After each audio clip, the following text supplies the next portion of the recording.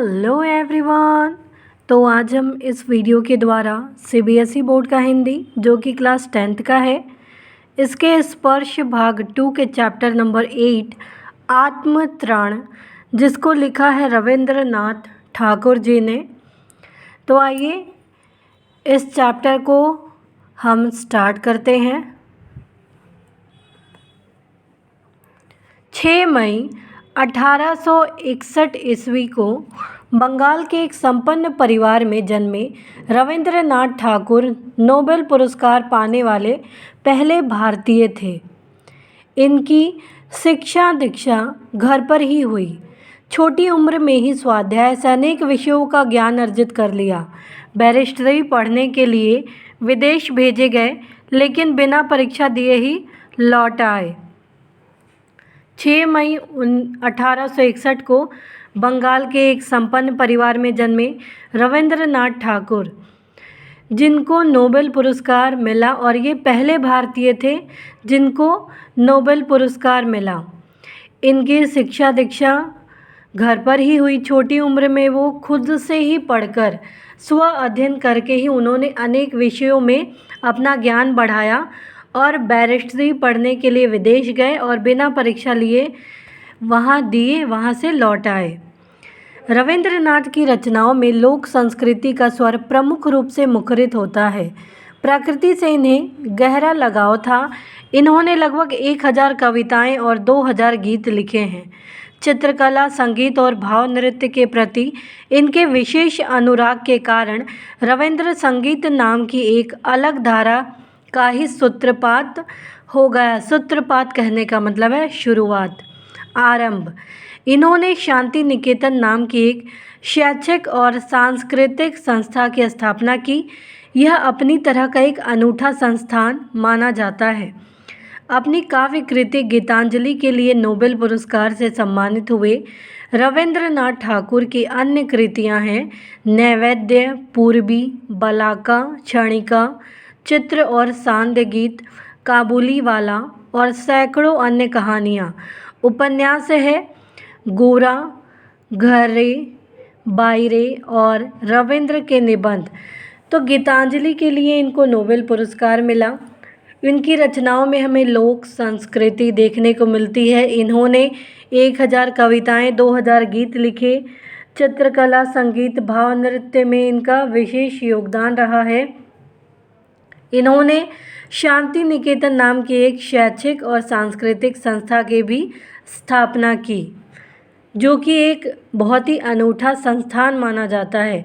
इनकी कई रचनाएं हैं नैवेद्य, पूर्वी, बलाका, क्षणिका, काबुलीवाला, सैकड़ों अन्य कहानियाँ। उपन्यास है गोरा, घरे, बायरे और रविंद्र के निबंध। पाठ प्रवेश है तैरना चाहने वाले को पानी में कोई उतार तो सकता है, उसके आसपास भी बना रह सकता है, मगर तैरना चाहने वाला जब स्वयं हाथ पांव चलाता है तभी तैराक बन पाता है। परीक्षा देने जाने वाले जाते समय बड़ों से आशीर्वाद की कामना करता ही है। बड़े आशीर्वाद देते भी हैं, लेकिन परीक्षा तो उसे स्वयं ही देनी होती है।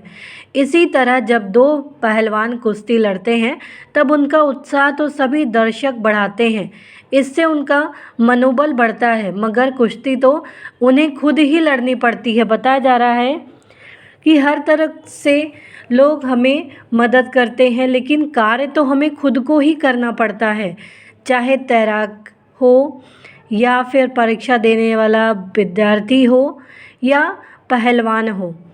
प्रस्तुत पाठ में कवि गुरु मानते हैं कि प्रभु में सब कुछ संभव कर देने की सामर्थ्य है, फिर भी वह यह कतई नहीं चाहते कि वह सब कुछ कर दे। कवि कामना करता है कि किसी भी आपद विपद में, समस्या में, किसी भी द्वंद्व में सफल होने के लिए संघर्ष वह स्वयं करे, प्रभु को कुछ न करना पड़े। फिर आखिर वह अपने प्रभु से चाहते क्या है। रविंद्रनाथ ठाकुर की प्रस्तुत कविता का बंगला से हिंदी में अनुवाद किया गया है। श्रद्धेय आचार्य हजारी प्रसाद द्विवेदी जी ने इसका अनुवाद किया है। द्विवेदी जी का हिंदी साहित्य को समृद्ध करने में अपूर्व योगदान है।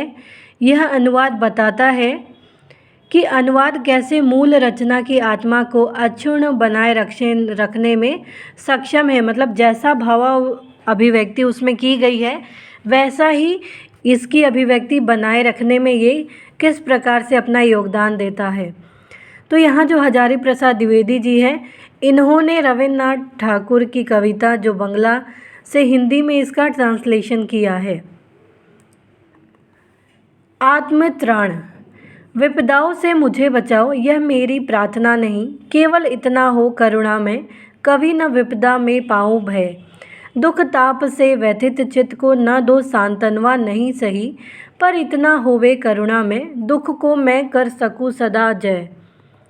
कहने का तात्पर्य यह है कि विपदाओं, जिसका मतलब होता है मुसीबतों या संकटों, करुणा में दूसरों पर दया करने वाला, भय अर्थात डर, दुख ताप यानी कष्ट की पीड़ा, व्यथित यानी दुखी, चित्त यानी हृदय, सांत्वना यानी ढांढस या तसल्ली देना, जय अर्थात जीत।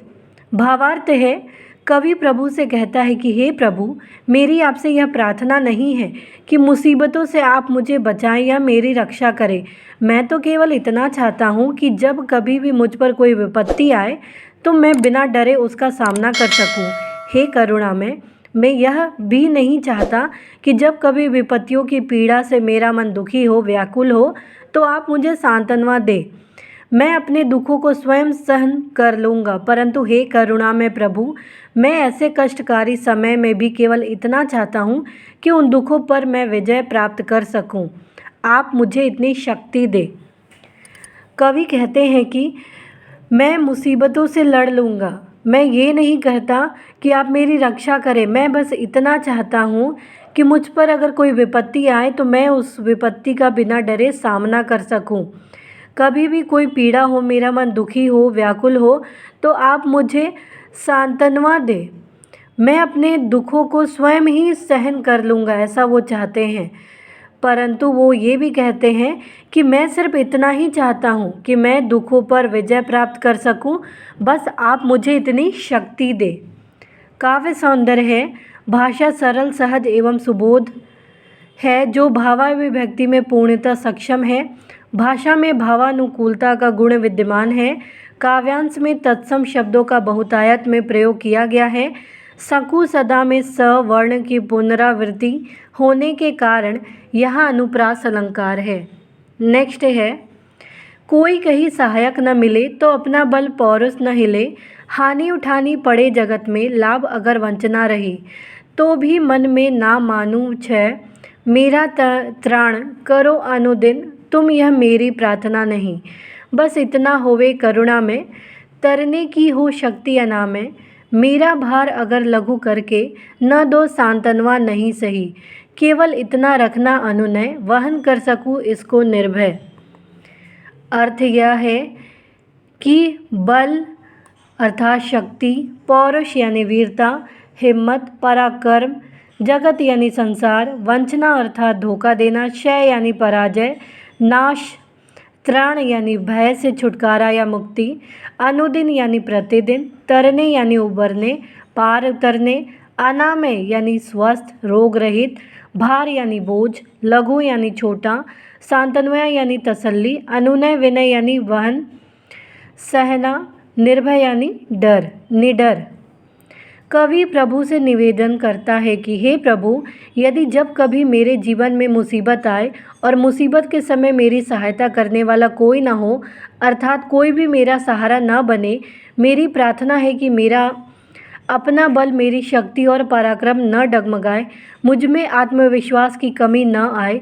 यदि कभी संसार में मुझे किसी भी चीज़ की हानि हो, लाभ प्राप्त न हो सके या किसी प्रकार का कोई धोखा हो, तो भी मेरे मन में नुकसान के प्रति पश्चाताप का भाव न आने पाए, अर्थात मैं मन में अपना सर्वनाश न मान बैठूं। मैं विचलित होकर अपने पराक्रम को कम न होने दूं। हे प्रभु, मैं यह प्रार्थना नहीं करता हूँ कि तुम हर दिन मुझे किसी न किसी संकट से मुक्ति दिलाते रहो, परंतु हे करुणा में मुझे रोग रहित रखना ताकि स्वस्थ रहकर मैं अपनी शक्ति को बनाए रखूं और उस ताकत के सहारे भव सागर से पार पा सकूं। मैं यह भी नहीं चाहता कि मेरे कष्टों के भार को तुम कम करो और मुझे सांत्वना दो। मैं तो केवल इतना चाहता हूँ कि जीवन में आने वाली सारी मुसीबतों का मैं डटकर निर्भय होकर सामना कर सकूं, अर्थात आप मुझे निर्भयता का वरदान दो। अर्थात कवि यहाँ यह कहना चाहते हैं कि मैं ये नहीं कहता कि आप मुसीबत के समय मेरी सहायता करो, बल्कि मैं ये चाहता हूँ कि आप मेरी शक्ति, मेरा बल बढ़ाओ, ताकि मेरा पराक्रम है वो न डगमगाए, मेरा आत्मविश्वास में कोई कमी ना आए। मुझे संसार में लाभ हो, हानि हो, किसी तरीके का नुकसान हो, धोखा हो, तो मैं अपने आप को सर्वनाश ना मान बैठूं। मैं इस चीज़ से विचलित ना हूँ और ये ना सोचूं कि मैं पराक्रम को कर्म ना होने दूँ, अपने जीत को, क्षय को। हे प्रभु, मैं ये प्रार्थना नहीं करता हूँ कि आप मुझे हर संकट से मुक्ति दिलाते रहो। मैं बस इतना चाहता हूँ कि मुझे आप रोग रहित रखो, स्वस्थ रखो, ताकि मैं अपने कष्टों को, अपने भार को कम कर सकूँ। मैं ये नहीं कहता कि आप मुझे सांत्वना दो, तसल्ली दो। मैं बस इतना चाहता हूँ कि मेरे जीवन में जो भी मुसीबत आने वाली है, मैं उन मुसीबतों का डटकर निर्भय होकर सामना कर सकूँ। मुझे इतना शक्ति दो, मुझे निर्भयता का वरदान दो। काव्य सौंदर्य है, सरल एवं सहज भाषा भावों की अभिव्यक्ति करने में पूर्णतः समर्थ है। भाषा में भावानुकूलता का गुण मौजूद है। इसमें तत्सम शब्दों का उन्मुक्त रूप से प्रयोग हुआ है। कोई कहीं में अनुप्रास अलंकार है। नत शिर होकर सुख के दिन में, तव मुख पहचानो छिन छिन में। दुख रात्रि में करे वंचना, मेरे जिस दिन निखिल मही। उस दिन ऐसा हो करुणा में, तुम पर करूँ नहीं कोई संशय। नत शिर यानी सिर झुकाकर, तव यानी तुम्हारा, छिन छिन यानी पल पल, दुख रात्रि दुखों से भरी रात, दुख रात्रि, निखिल यानी संपूर्ण, मही यानी धरती, संशय यानी संदेह। यहाँ कहा गया है कि कवि करुणा में प्रभु से निवेदन करता है कि हे प्रभु, मेरी कामना है कि जब कभी मेरे जीवन में सुखों के दिनों का आगमन हो तो हर दिन के एक एक पल में मैं तुम्हारा स्मरण करता रहूं। एक क्षण के लिए भी मैं तुम्हें विस्मृत न करूं। दुख से भरी रातों में चाहे संपूर्ण सृष्टि से मुझे धोखा मिले, तब भी मेरे मन में आपके प्रति कोई संदेह न हो। अपने दुखों के लिए आपको दोषी न ठहराऊं। हे प्रभु, हे करुणामय, मुझ पर ऐसी कृपा दृष्टि रखो कि मेरे मन में तुम्हारे प्रति आस्था और विश्वास सदा बने रहे। तो यहाँ पे कवि कहते हैं कि मैं आपसे यही कामना करती हूँ या करता हूँ, मैं आपसे यही कामना करता हूँ कि जब कभी मेरे जीवन में सुखों के दिन आए तो मैं आपको भूलूँ नहीं, मैं आपको हर एक क्षण याद करता रहूँ, मैं आपको भूलूँ नहीं। दुख से भरी रातों में चाहे संपूर्ण सृष्टि मुझे धोखा क्यों न दे दे, तब भी मैं आपके प्रति कोई संदेह भरी दृष्टि न रखूं और मैं उस दुख के लिए आपको दोषी न ठहराऊं। तो मैं बस इतना चाहता हूं कि आप मुझ पर ऐसी कृपा दृष्टि रखिए जिससे मेरे मन में आपके प्रति जो आस्था है, जो विश्वास है, वो हमेशा बनी रहे। काव्य सौंदर्य है, सरल सुबोध एवं सहज भाषा के अंतर्गत भावानुकूलता का गुण विद्यमान है। भाषा भाव के अभिव्यक्ति करने में पूर्णतः सक्षम है। इसमें तत्सम शब्दों का आवश्यकता अनुसार प्रयोग किया गया है। क्षण क्षण में पुनरुक्ति प्रकाश अलंकार उपस्थित है। प्रस्तुत काव्यांश छंद युक्त है। तो उम्मीद है आपको ये चैप्टर समझ में आया होगा। तो प्लीज़ आप इस वीडियो को लाइक करना, शेयर करना, सब्सक्राइब करना, कमेंट करना ना भूलें। Thank you.